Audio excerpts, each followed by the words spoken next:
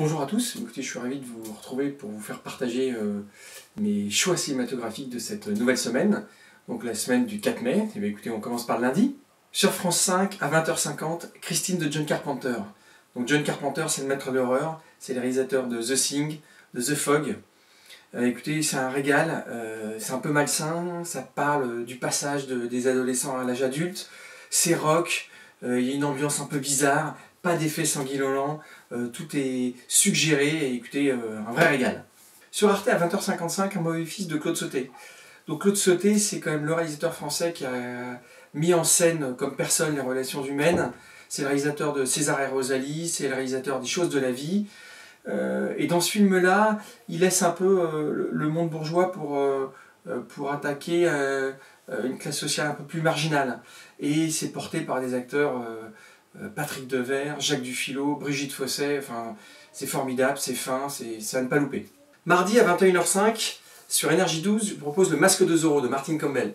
Alors Martin Campbell, c'est un réalisateur américain, il est capable du très moyen à du très bon.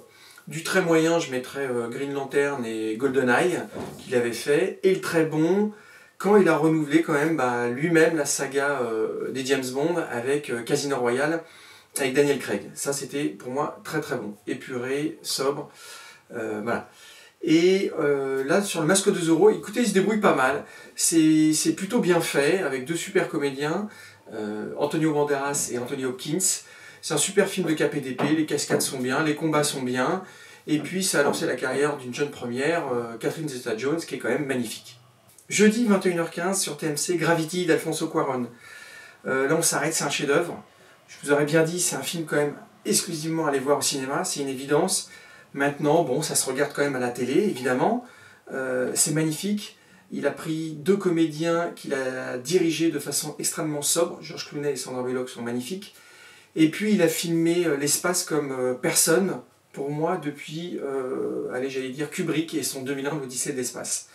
Les images sont magnifiques.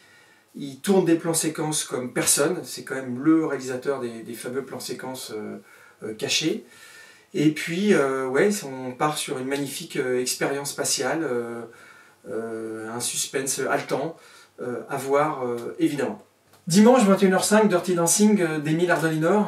Bon, c'est un classique, film des années 80 sur la danse, l'émancipation des ados par la danse, tout le monde le connaît. Bon, c'est assez marrant parce qu'il y a pas mal d'anecdotes sur ce film, bon, ça a été un peu un calvaire. Un calvaire au niveau des comédiens, ils se détestaient, donc comme quoi on peut être beau comédien, parce qu'à l'image ça se voit pas du tout, on dirait même qu'il y a une alchimie entre eux.